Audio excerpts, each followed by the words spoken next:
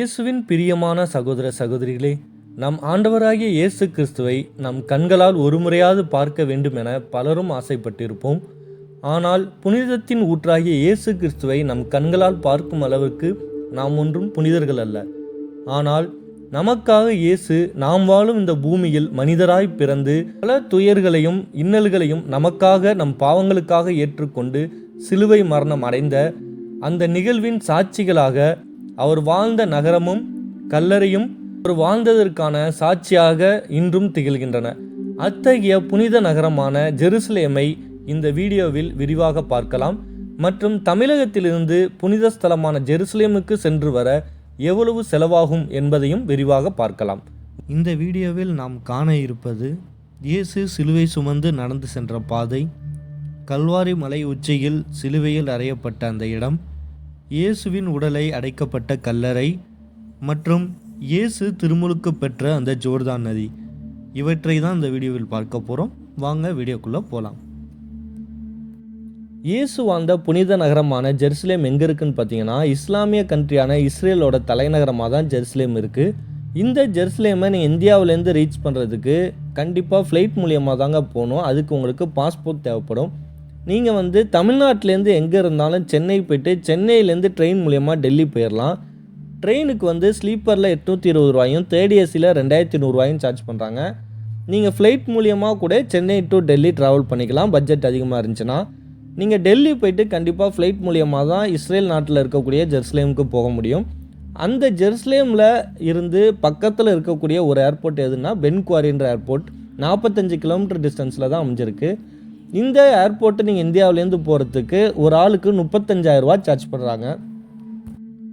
Once நீங்கள் இயேசு அந்த ஜெருசலேம் நகரத்துக்குள்ளே என்ட்ரானோன்னே உங்கள் உடம்புல ஏற்படுகிற அந்த உணர்வை நீங்கள் வார்த்தையாலேயே சொல்ல முடியாதுங்க. ஏன்னா இயேசு வாழ்ந்த அந்த இடத்துல இப்போ நீங்கள் இருக்கீங்க.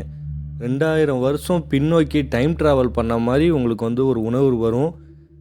அந்த காட்சிகள்லாம் அப்படியே உங்கள் கண் முன்னே போய் நீங்கள் வாழ்க்கையில் பெருசாக அதை சாதித்த மாதிரி நினைப்பீங்க. அந்த இடத்துக்கு போகிறதுக்கெலாம் ஒரு பாக்கியம் வேணுங்க. அது கண்டிப்பாக உங்களுக்கு அந்த இடத்துக்கு போனால் கிடைக்கும். நீங்கள் செய்த பாவங்களுக்காக சிலுவையில் கொடுமையான வலியோடு வேதனையோடு அனுபவித்து மரணித்த இயேசு, நம்ம இயேசு கிறிஸ்து வாழ்ந்த அந்த உண்மையான இடத்துல இருக்கீங்க. இது வெறும் எழுத்தாவோ பேப்பராகவோ இல்லைங்க, கதையாவோ இல்லை, உண்மையாக வாழ்ந்ததற்கான சாட்சியாக அந்த நகரம் முழுசும் இருக்குங்க. ஜெருசலேம் நகரத்தின் மைய பகுதியில் அமைஞ்சிருக்கக்கூடிய ஹோலி செப்டாக்குலர் என்ற சர்ச்சுக்குள்ளே தாங்க இந்த கல்வாரி மலையில் இயேசு பாடுபட்ட அந்த அனைத்து நிகழ்வுன்னு நடந்த அந்த கல்வாரி மலையை ஒட்டு மொத்தமாக சர்ச்சாக பில்ட் பண்ணியிருக்காங்க. அந்த மலையே அந்த சர்ச்சுக்குள்ளே தாங்க இருக்குது. நீங்கள் அந்த சர்ச்சுக்குள்ளே என்ட்ரானோம் ஃபஸ்ட்டு பார்க்குறது அந்த தேவ மாதா இயேசு உயிர் விட்ட இயேசுவோட உடலை மடியில் வச்சு கதறுவாங்க. அதற்கு பிறகாக அந்த இயேசுவோட உடலில் ஒரு பீடமாக இருக்கும். அந்த பீடத்தில் வச்சு இப்போ நீங்கள் பார்த்துக்கிட்டு இருக்கிறது அந்த பீடம். அந்த பீடம் மேலே இயேசுவோட உடலை வச்சு நறுமண தைலங்களால் பூசி வெள்ளை துணியால் சுற்றி அதுக்கப்புறம் தான் அடக்கத்துக்கு கொண்டு போவாங்க. அந்த காட்சியை தான் இப்போ நீங்கள் பார்த்துக்கிட்டு இருக்கீங்க. அந்த உண்மையான அந்த சம்பவம் நடந்த அந்த காட்சியை தான் இப்போ நீங்கள் பார்த்துக்கிட்டு இருக்கீங்க. அந்த ஓவியங்கள்லாம் அப்படியே தத்ரூபமாக இருக்குங்க. என்ன நடந்துச்சுன்றதை அந்த ஓவியத்தில் சொல்லியிருப்பாங்க. இந்த மலையில் இந்த இயேசுவோட இந்த உண்மையான சுவடுகள் அழிக்கிறதுக்காக 16க்கும் மேற்பட்ட தடவை பல காலகட்டங்களாக இங்கே சண்டை நடந்திருக்கு, அழிக்கிறதுக்கான முயற்சிகள் நடந்திருக்கு. அதில் இந்த இடமே நிறைய சேதம் அடைஞ்சிருக்கும். ஆனால் நீங்கள் அந்த லெஃப்டில், இந்த இடத்தோட லெஃப்டில் ஒரு பாதை மாதிரி போகும். அந்த பாதைக்கிட்ட இந்த கல்வாரி மலையோட உண்மையான பாறை இருக்குங்க. அந்த பாறையை வச்சுருக்காங்க ஒரு கண்ணாடிக்குள்ளே. அந்த பாறையை தான் நீங்கள் பார்த்துக்கிட்டு இருக்கீங்க.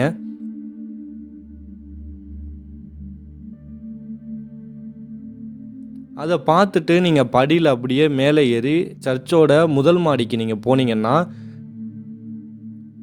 அங்கே இன்னொரு பாறை ஒன்று வச்சுருப்பாங்க. அந்த பாறையை பார்க்கும்போது 2 பிளந்த மாதிரி இருக்குங்க. அந்த பாறை என்ன பாறைன்னு உங்களுக்கு ஞாபகம் இருக்கா?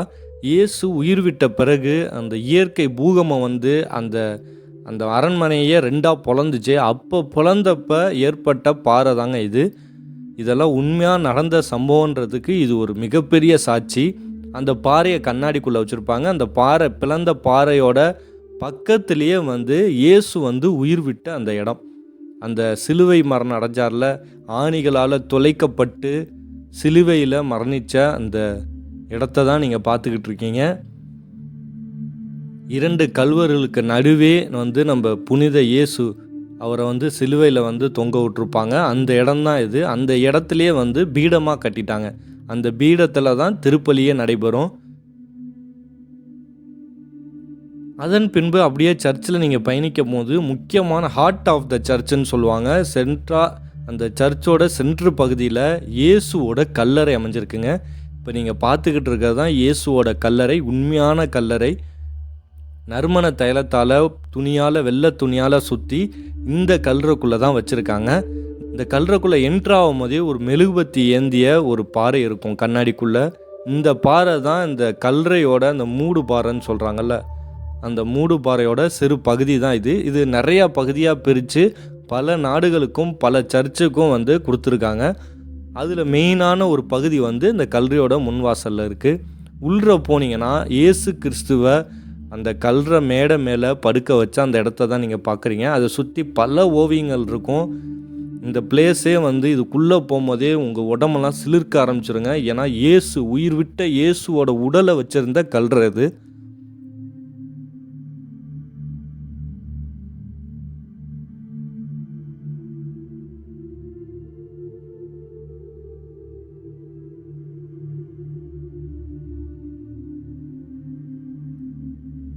இந்த இடத்துல வந்து நிறைய பேர் வந்து அவங்க வேண்டுதலை செலுத்திட்டு போகிறாங்க. பல நாடுகள்லேருந்து, உலகத்தில் இருக்க பல நாடுகள்லேருந்து இங்கே லட்சக்கணக்கான பேர் வந்து ஒவ்வொரு நாளும் வந்துக்கிட்டு இருக்காங்க.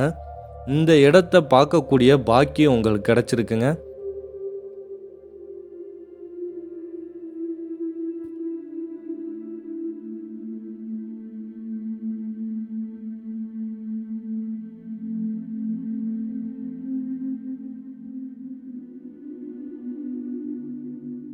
இப்போ நீங்கள் பார்த்துக்கிட்டு இருக்கிறது இயேசு மரணித்து 300 ஆண்டுகளுக்கு பின்பு இந்த கல்வாரி மலையில் வந்து உண்மையான அந்த கல்லறையையும் சிலுவையையும் சேகரித்து வச்சு ஒரு சின்ன சேப்பல் மாதிரி கட்டியிருக்காங்க. அந்த இடத்த தான் நீங்கள் பார்த்துக்கிட்டு இருக்கீங்க.